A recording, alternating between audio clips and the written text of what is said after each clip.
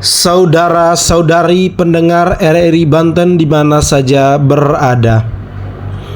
Salam sejahtera untuk kita semua. Marilah kita mengawali acara Mimbar Agama Katolik ini dengan doa. Dalam nama Bapa dan Putra dan Roh Kudus. Amin. Bapa yang Maha Pengasih, kami memuji dan mengucap syukur atas kebangkitan Putra-Mu Yesus Kristus yang telah mengalahkan kematian dan memberikan kami harapan akan kehidupan abadi. Semoga kami dapat mengalami kebangkitannya dalam hidup kami sehari-hari dan menjadi saksi kebangkitannya di dunia ini. Demi Kristus dan pengantara kami. Amin. Marilah kita siapkan diri untuk mendengarkan bacaan Injil. Bacaan diambil dari Injil Yohanes pasal 20 ayat 1 sampai dengan 9. Pada hari pertama minggu itu, pagi benar ketika hari masih gelap, pergilah Maria Magdalena ke kubur itu dan ia melihat bahwa batu telah diambil dari kubur. Ia berlari-lari mendapatkan Simon Petrus dan murid yang lain yang dikasihi Yesus, dan berkata kepada mereka, "Tuhan telah diambil orang dari kuburnya dan kami tidak tahu di mana ia diletakkan." Maka berangkatlah Petrus dan murid yang lain itu ke kubur. Keduanya berlari bersama-sama, tetapi murid yang lain itu berlari lebih cepat daripada Petrus, sehingga lebih dahulu sampai di kubur. Ia menjenguk ke dalam dan melihat kain kafan terletak di tanah. Akan tetapi ia tidak masuk ke dalam. Maka datanglah Simon Petrus juga menyusul dia dan masuk ke dalam kubur itu. Ia melihat kain kafan yang terletak di tanah, sedangkan kain peluh yang tadinya ada di kepala Yesus tidak terletak dekat kain kafan itu, tetapi agak di samping di tempat yang lain, dan sudah tergulung. Maka masuklah juga murid yang lain yang lebih dahulu sampai di kubur itu, dan ia melihatnya dan percaya, sebab selama itu mereka belum mengerti isi kitab suci yang mengatakan bahwa ia harus bangkit dari antara orang mati. Demikianlah firman Tuhan. Terpujilah Kristus. Saudara-saudari pendengar RRI Banten yang terkasih, Kristus telah bangkit. Haleluya. Bacaan Injil hari ini sebetulnya mengajarkan kita tentang cara melihat kenyataan hidup yang seringkali menjadi penentu bagi pemahaman kita atas hidup itu sendiri. Dalam kisah kebangkitan Yesus, kita menemukan 3 cara melihat peristiwa hidup. Yang pertama, cara Maria Magdalena. Ia pergi ke kubur pagi-pagi. Yang dilihatnya bukan isi kubur, tetapi batunya.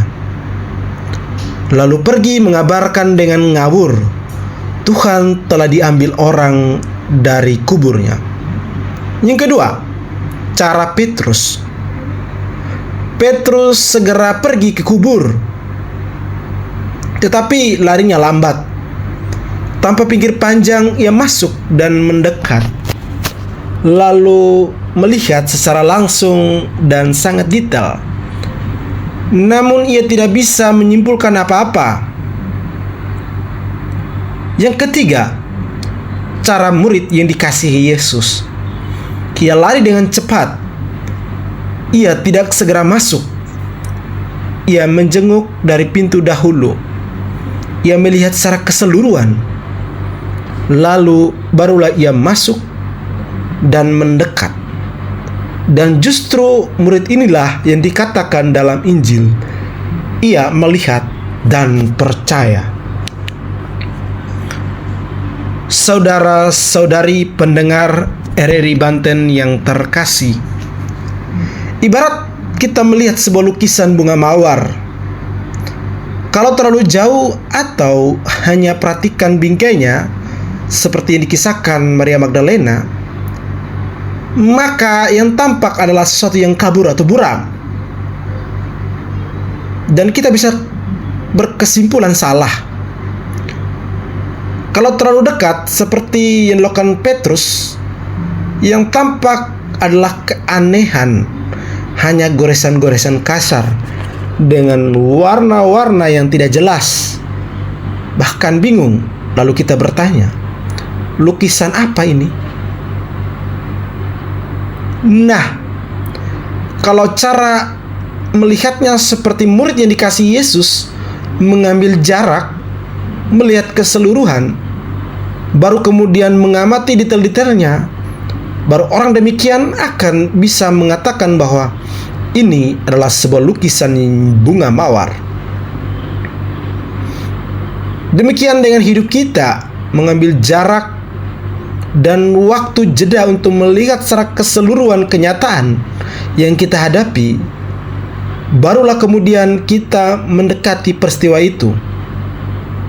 Ciri dari seorang murid Yesus adalah melihat kenyataan atau peristiwa hidup dengan cara yang benar, sehingga ia mampu memahami peristiwa secara benar pula. Saudara-saudari pendengar RRI Banten yang terkasih, Injil hari ini menutupnya dengan ringkas. Sebab selama itu mereka belum mengerti kitab suci yang mengatakan bahwa ia harus bangkit dari antara orang mati. Kebangkitan Yesus memang didukung oleh fakta, namun fakta yang tidak gamblang. Fakta yang hanya dapat dimengerti kalau orang mengerti dan percaya akan apa yang disabdakan dalam kitab suci. Kita juga hanya dapat sungguh mengalami kebangkitan Yesus jika kita mengerti dan percaya kitab suci tersebut.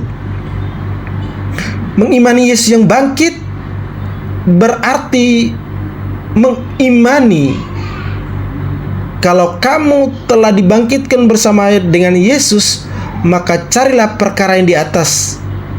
Pikirkanlah perkara yang di atas, bukan yang di bumi. Itu tidak berarti bahwa kita mau hidup di awang-awang. Kita tetap masih hidup di bumi, tentu juga mengurus perkara di bumi.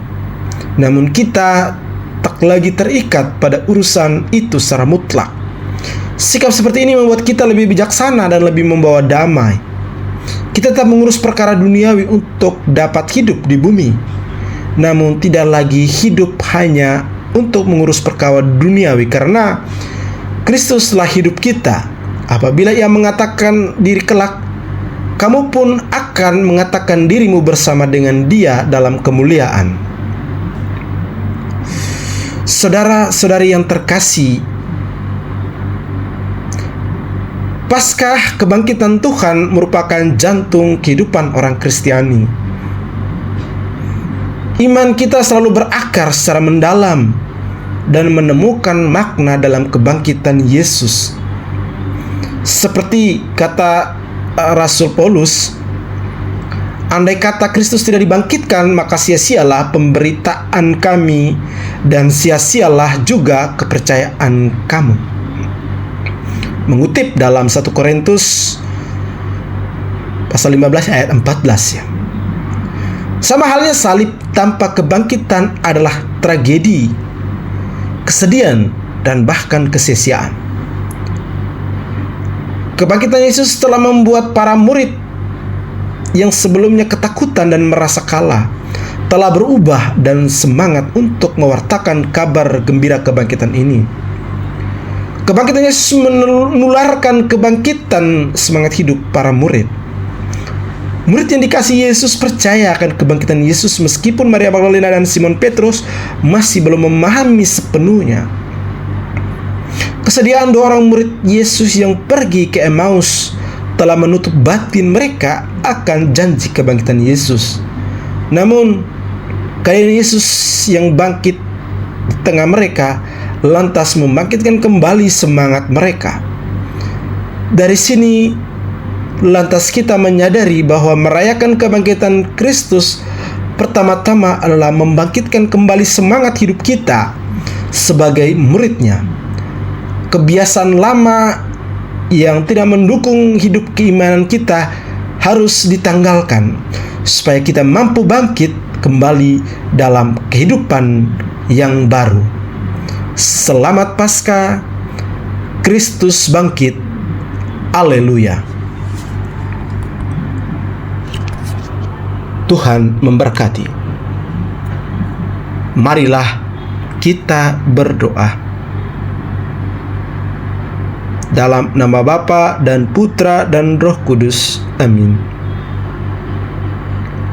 Ya Tuhan Allah Bapa di dalam surga, betapa kami berbangga memiliki-Mu sebagai Tuhan dan Juru Selamat kami. Di dalam nama-Mu kami tahu apa yang terbaik untuk kehidupan yang kekal. Dan kami bersyukur karena Engkau telah mengikut sertakan kami dalam kemuliaan kebangkitan-Mu. Terima kasih ya Tuhan. Semuanya ini kami serahkan ke dalam tangan-Mu lewat perantaraan Kristus Tuhan kami. Amin.